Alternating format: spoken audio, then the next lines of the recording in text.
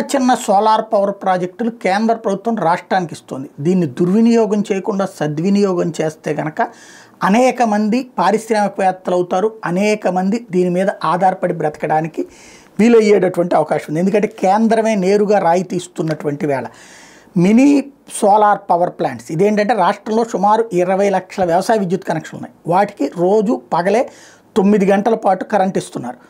3 డిస్కంల పరిధిలో విద్యుత్ పంపిణీ కోసం 7,256 ఫీడర్లు ఉన్నాయి. అందులో వ్యవసాయానికి విద్యుత్ అందించేందుకు 1,700 ఫీడర్లు నడుపుతున్నారు. ఇప్పుడు కేంద్ర ప్రభుత్వం ఏం చేస్తుందంటే ఎక్కడెక్కడైతే వ్యవసాయానికి వాడే ఫీడర్ ఉందో అక్కడ ఒక మినీ సోలార్ పవర్ ప్లాంట్ పెట్టుకోమంటుంది. దానికి పిఎం కుసుమ్ అనేటటువంటి పథకం కిందన మెగావాట్ ₹1,00,00,000 అంటే ఇది 1 నుంచి 3 మెగావాట్ల పవర్ ప్లాంట్లు పెట్టుకోవచ్చు. 1 మెగావాట్ కోటి ఇస్తుంది, 3 మెగావాట్లు అయితే ₹3,00,00,000 ఇస్తుంది కేంద్రం. మిగతా డబ్బులు మనం పెట్టుకుంటే బ్యాంక్స్ లోన్స్ ఇచ్చేస్తాయి. అది తీసేసుకుంటే పవర్ ప్లాంట్లు పెట్టేసుకోవచ్చు.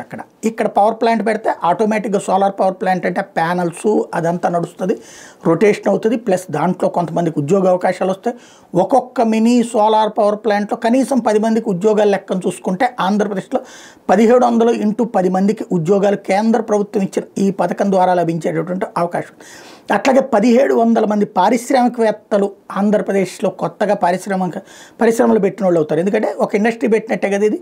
కాబట్టి దీన్ని సద్వినియోగం చేసుకోవాల్సినటువంటి అవసరం ఉంది. దీని కింద ప్రాజెక్టుల నుంచి వచ్చే కరెంటుని డిస్కంలే తీసుకుంటాయి. దీనికోసం ఫీడర్ స్థాయిలో మీటర్ ఏర్పాటు చేసి ప్రతి నెలా ఉత్పత్తి చేసే విద్యుత్కి టారిఫ్ ప్రకారం చెల్లిస్తారు. ₹2.5 నుంచి కర్ణాటకలో అయితే ₹3.15 ఇస్తున్నారు. మధ్యప్రదేశ్ లాంటి చోట్ల ₹2.42 ఇస్తున్నారు. మనం కావాలంటే ₹4 ఇచ్చుకోవచ్చు. ఎందుకంటే ఇప్పుడు ₹2.49కి అదానీ ఇస్తానంటే కూడా దాన్ని రచ్చరచ్చ చేశాం కదా.